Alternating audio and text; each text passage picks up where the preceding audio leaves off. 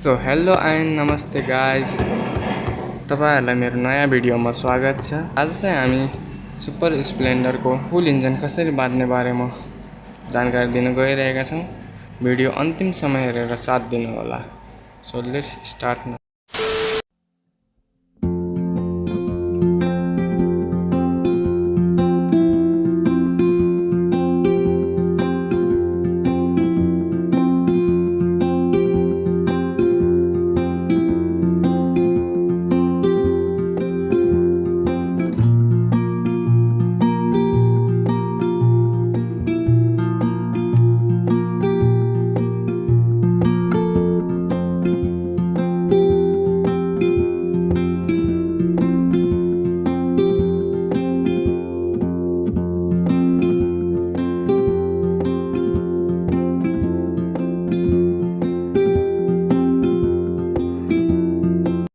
यसको इन्जिन चाहिँ हामीले झारिसक्यौं।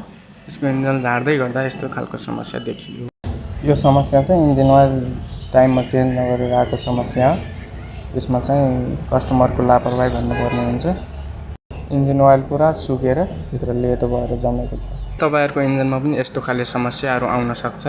यस्तो खाले समस्याहरूबाट बच्नको लागि हामीहरुले टाइममै इन्जिन ओइल चेन्ज गर्नुपर्ने हुन्छ।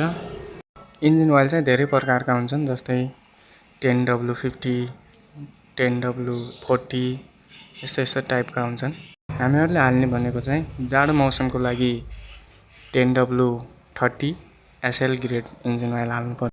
अनि गर्मी महिनाको लागि 10W50 SL grade engine oil हाल्नुपर्ने हुन्छ। यो इन्जिनको अवस्था हेरेर तपाईलाई के भन्न मन लाग्यो भन्नुस् त। अब प्राय जसो युट्युबरहरूले मेकानिकहरूलाई दोष दिन्छन् हैन। 5-6 महिनापछि मेकानिकले इन्जिन बनायो र हाम्रो गाडी फिर धुवा फाल्ने भयो र त्यो पछि मेकानिकलाई आरोप लगाउँछ। कुनै बेला त्यस्तो हुन्न नि, अब हैन सबै त्यस्तो हुन्न। अब यो कस्टमरको गल्तीले यस्तो भएको हेर्नुस्। अब बनाउन त यो पहिला पनि इन्जिन भएको रहेछ हैन, तर यो कस्टमरले मोबिल टाइममा नहाल्ने र पसलमा गएर कालो मोबिल थप्ने, यताउता थप्ने र त्यो हुनाले गाडीको यस्तो भयो, इन्जिनको सत्यानाश। कसैको पनि गाडीमा यस्तो समस्या नआओस् भन्नको लागि तपाई के भन्न चाहनुहुन्छ? अब इन्जिन बनाइसकेपछि अब मिस्त्री अब मेकानिक अनुसार चल्नुपर्छ आफूले हैन। मेकानिकले अब के भनेको छ तपाईले टाइम टु टाइम मेकानिकले भने अब मान्नुहुन्छ भने अब त्यो गरेर पनि अब गाडीमा केही प्रब्लम आउँछ भने मेकानिकलाई गएर भन्दा हुन्छ। तर मेकानिक अनुसारले तपाई अब मेकानिकले अब तपाईलाई अब यस्तो न यसरी चलाउने हो, यति स्पिडमा हिँड्ने हो र दुईटा मान्छे बसाल्ने हो, त्यो अनुसार चल्नु हो भने तपाईले गाडीमा त्यस्तो नोक्सान हुन्न। र दोस्रो कुरो मेकानिकले भने अनुसारले चलेर पनि भएन भने मेकानिकलाई गएर भन्दा हुन्छ। जति ठुलो मेकानिक भए पनि, जति ज्ञानी भए पनि गल्ती सबैबाट भइहाल्छ। अब यत्रो पैसा लागिसकेपछि अलिक सेफ तरिकाले चलाऊ। अब गाडी घोडा छ भनेर खच्चर घोडा लदाउने कुरो भएन हैन। सामान कम हाल, यो पनि अब वेट अनुसार चल्ने गाडी हो हैन। हाम्रो प्राय जसो मान्छेहरूले गाडी किनेको छ, यत्रो महँगो परेको छ भनेर त्यसमा 5-6 जना बस्या हुँदैन। त्यसै नगरौँ, त्यो गर्नाले आफ्नै नोक्सान हुन्छ। अब चाहिँ हामी इन्जिन बान्दै छौं, स्टेप बाइ स्टेप देखाउने नै छौं। पुरै भिडियो हेर्दै गर्नु होला।